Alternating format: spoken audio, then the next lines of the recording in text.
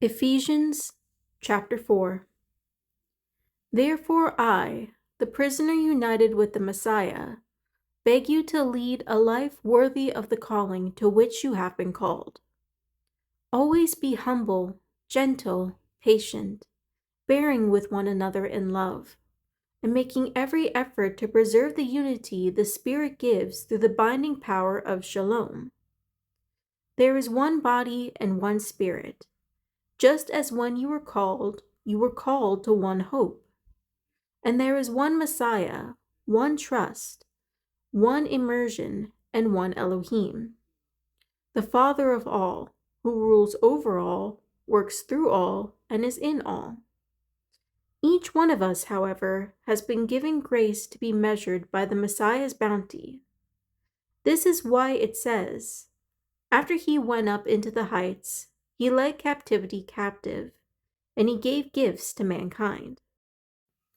Now this phrase, he went up, what can it mean if not that he first went down into the lower parts, that is, the earth? The one who went down is himself the one who also went up, far above all of heaven, in order to fill all things.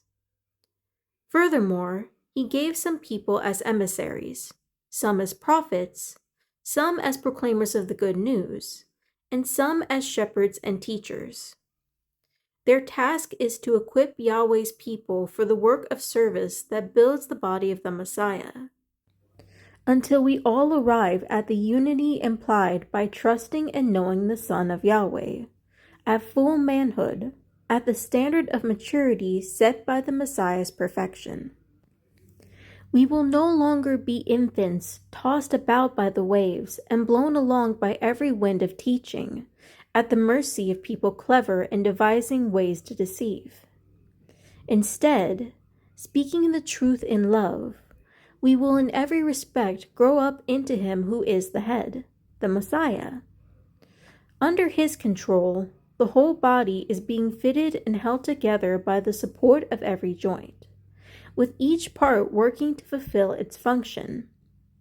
This is how the body grows and builds itself up in love. Therefore, I say this. Indeed, in union with the Messiah, I insist on it. Do not live any longer as the pagans live, with their sterile ways of thinking.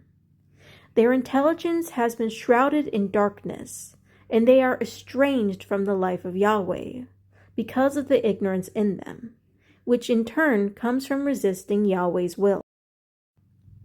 They have lost all feeling, so they have abandoned themselves to sensuality, practicing any kind of impurity and always greedy for more. But this is not the lesson you learned from the Messiah. If you really listened to him and were instructed about him, then you will learn that since what is in Yeshua is truth, then so far as your former way of life is concerned, you must strip off your old nature, because your old nature is thoroughly rotted by its deceptive desires, and you must let your spirits and minds keep being renewed, and clothe yourselves with the new nature created to be Elohimly, which expresses itself in the righteousness and set-apartness that flows from the truth. Therefore, stripping off falsehood, let everyone speak truth with his neighbor, because we are intimately related to each other as parts of a body. Be angry, but don't sin. Don't let the sun go down before you have dealt with the cause of your anger. Otherwise, you leave room for the adversary. The thief must stop stealing.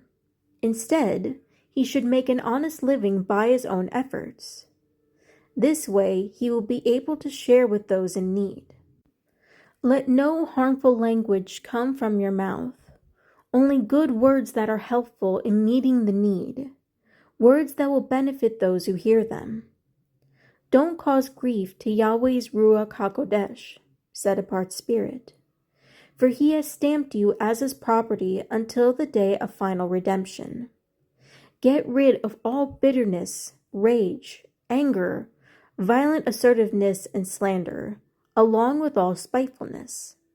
Instead, be kind to each other, tender-hearted, and forgive each other, just as in the Messiah, Yahweh has also forgiven you.